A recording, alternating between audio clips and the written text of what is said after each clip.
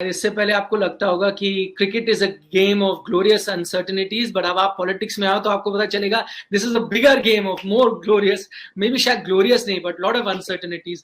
मैं आपके निजी यस। करियर के पास वापस आ रहा हूं फिलहाल। आखिरी कुछ सवाल ले रहा हूं।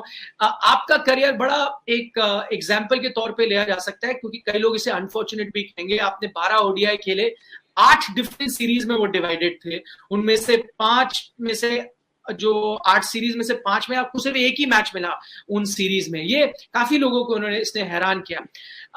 आज के दिन हम एक देख रहे हैं टीम मैनेजमेंट जो आई है नए कोच राहुल द्रविड़ के अंडर, वो खिलाड़ियों को एक काफी लंबे समय तक चांस दे रही है, एक लॉन्ग रोप दे रही है कि आपका परफॉर्मेंस होया नहीं पर हम आपको लंबा चांस देंगे।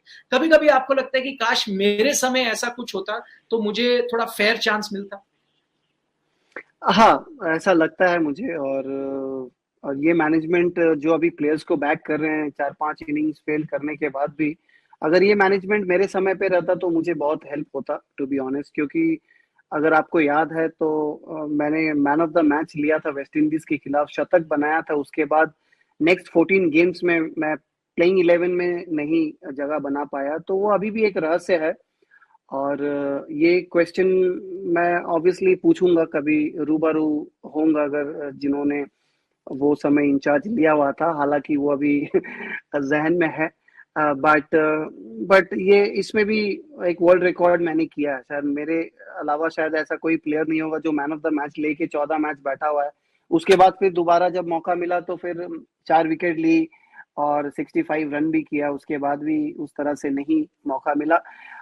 ठीक है, अभी जब आप मैच्योर हो जाते हो, जब आपकी उम्र बढ़ती रहती है, तो आप ये सब के बारे में उतना रिग्रेट नहीं करते हो। हालांकि दुख होता है कभी कभी, आप जब मैच देखते हो तब आप देखते हो कि नहीं, ये जो प्लेयर खेल रहा है इससे भी अच्छा पोटेंशियल मेरे अंदर था, अगर मुझे मिलता थोड़ा मौका तो करके दिखाता।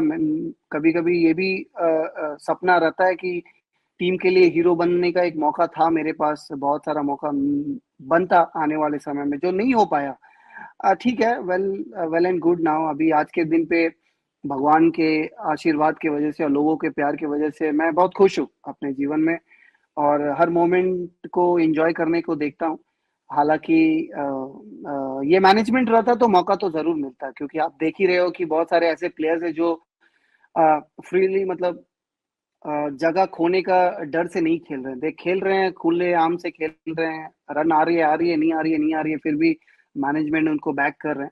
तो अच्छा लगता है, क्योंकि मैं ये हमेशा मानता हूँ कि 4 इनिंग्स एक प्लेयर को बनाता भी नहीं है और बिगाड़ता भी नहीं है। तो अगर आप मैनेजमेंट डिसाइड किया हुआ है कि भाई ये एक पोटेंशियल वाला प्लेयर है जिसमें क्षमता है मैच जिताने को at any given point of time, तो आप उसको बैक करते हो। जैसे आप देख ही रहे हो जिस तरह से ऋषभ पंत के खिलाफ अभी बहुत कुछ लोग क्वेश्चंस उठाए कि कंसिस्टेंट नहीं है, लेकिन राहुल द्रविड़ से जब पूछा गया तो उन्होंने सारा क्वेश्चन को मतलब दबा दिया है एक ही आंसर में। उन्होंने कहा कि भाई ये हमारे ब्रॉडर पिक्चर प्लान में है, क्योंकि ये हमें मैच जिता के देने वाला है। तो वैसे ही अगर मैनेजमेंट आइडेंटिफाई कर लेता है तो चाहे वो प्लेयर 4-5 इनिंग्स नहीं भी खेले तो फर्क नहीं पड़ता है। तो वो लोग जिसको डिसाइड करेंगे देना, वो ही रख देते हैं।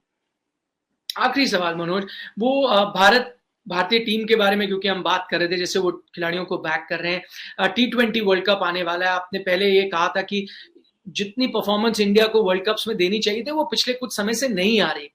आप एक चीज को लेकर लोगों की चिंता है कि भाई जो टॉप आपके खिलाड़ी हैं, मैच विनर्स हैं बल्ले के साथ, खास तौर पर चाहे वो ऋषभ पंत हो, रोहित शर्मा हो, विराट कोहली हो, केएल राहुल, उतना अच्छा फॉर्म शायद नहीं दिख रहा उनसे जितने आप उम्मीद करते हैं।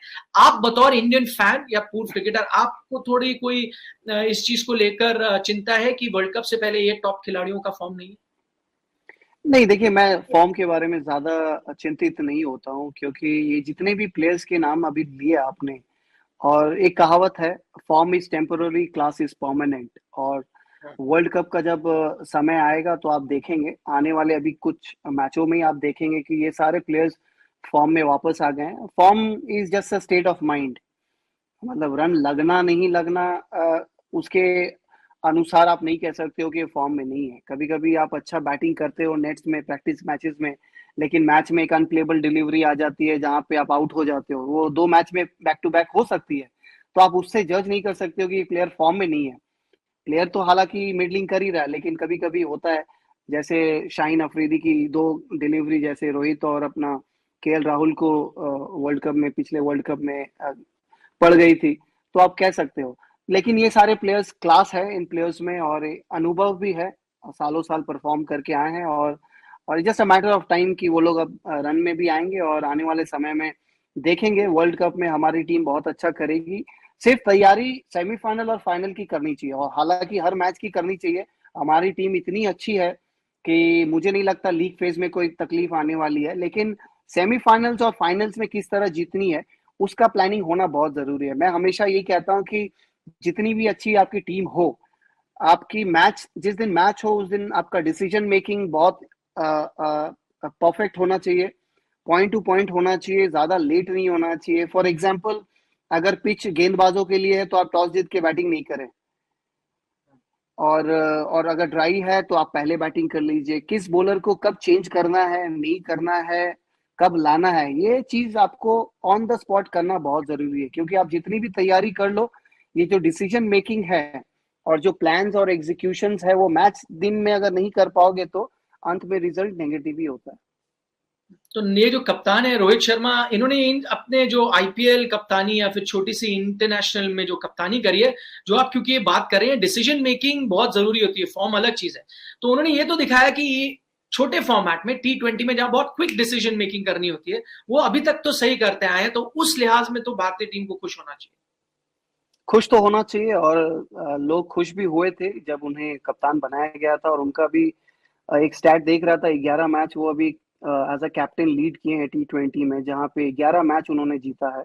तो आप क्यों नहीं इसके बारे में एक्टिवली काम करते? आप पब्लिक लाइफ में आए हैं, आप क्यों, अगर ये नियम कैसे बदले जा सकते हैं, ये बीसीसीआई बदल सकता है, आप सोचते हैं उसके बारे में? ये भी बहुत होता है, अब आप पॉलिटिशियन है, पॉलिटिशियन आते हैं क्रिकेट एडमिनिस्ट्रेशन में कि भाई सीएबी में मैं आऊं धीरे धीरे, और बतौर सीएबी से शायद बीसीसीआई में आऊं, तब आप आएंगे एडमिनिस्ट्रेशन में बतौर क्रिकेटर जिसको जानकारी है अंदर की, तभी चीजें बदल सकती हैं। इसके बारे में आप सोचते हैं?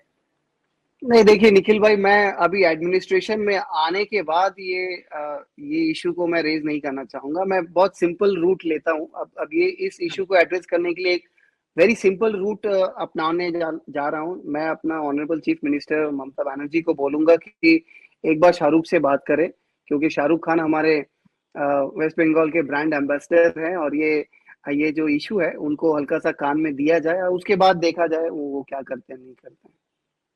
ये भी एक ठीक है। आपने अभी जो कहते हैं जल्द, अगर जल्दी इसको सुलझाना है तो ये शायद बेहतर तरीका है। जो मैं तरीका बता रहा था शायद उसमें कई साल, काफी समय लगेगा। इमीडिएट रिजल्ट शायद इस आसान तरीके से आ सकता है जैसे आप कह रहे हैं। बतौर, क्योंकि मैं सीएबी के बारे में बात कर रहा था, और अभी कैसे पॉलिटिशियन कई बार एडमिनिस्ट्रेशन में आते हैं, अब हम देख रहे हैं एडमिनिस्ट्रेशन से भी कई लोगों को पॉलिटिक्स बनाने के लिए कह रहे हैं। तो मैं बतौर आपसे टीएमसी के एमएलए के तौर पर पूछ रहा हूं कि जब सौरव गांगुली के साथ अमित शाह डिनर या लंच करते हैं, काफी सुगबुगाहट होती है कि सौरव गांगुली शायद बीजेपी की तरफ चले जाए, आपके जो राइवल खेम है उसकी तरफ चले जाए। इस पे आप नजर बना के रखते हैं, और कभी आपको ऐसा घबराहट होती है कि क्योंकि बहुत बड़े नाम है बंगाल के, वो कहीं वो बीजेपी की तरफ ना चले जाए, आप बतौर पॉलिटिशियन इसके बारे में सोचते हैं? देखिए, मैं ऑब्वियसली जहन में तो रखना पड़ता है, जब न्यूज में चलती है कि अमित शाह जी आए हैं और डिनर कर रहे हैं हमारे प्रिंस ऑफ कैलकाटा के घर पे, तो ऑब्वियसली मूवमेंट्स क्या हो रही है नहीं हो रही है खबर रखना पड़ता है। और पर्सनली घबराहट होती है कि नहीं होती है, मैं तो कहूंगा कि पर्सनली मुझे नहीं होती है, क्योंकि मैं अपने एम में, गोल में बहुत क्लियर हूँ। हालांकि पार्टी पर्सपेक्टिव जरूर जहन में और रखना जरूरी है, वो कहाँ जा रहे हैं, क्या कर रहे हैं नहीं कर रहे हैं, क्योंकि वो एक आइकन है, और वेस्ट बंगाल के एक प्रिंस है, जिनके पार्टी में ज्वाइन करने से बहुत फर्क तो पड़ेगा ही। लेकिन having said that, Mamata Banerjee हमारी 3 बार की चीफ मिनिस्टर है, हैट्रिक कर चुकी हैं, और इस फील्ड में वो बेताज बादशाह हैं। तो ऑब्वियसली फर्क तो पड़ेगा, लेकिन मैंने जितना देखा है, दीदी से बड़ा पॉलिटिशियन मेरे जहन में कोई है नहीं। ऑब्वियसली ये सारे मूवमेंट्स दीदी किस तरह टैकल करेंगी आपको पता है, और दीदी के प्रति दादा का बहुत अच्छा एक रिलेशन है, संपर्क हमेशा रहता है। आप देखेंगे दादा के जन्मदिन पे हमारी ऑनरेबल चीफ मिनिस्टर खुद ही गए थे विश करने उनके घर पे, तो एक हेल्दी रिलेशनशिप है।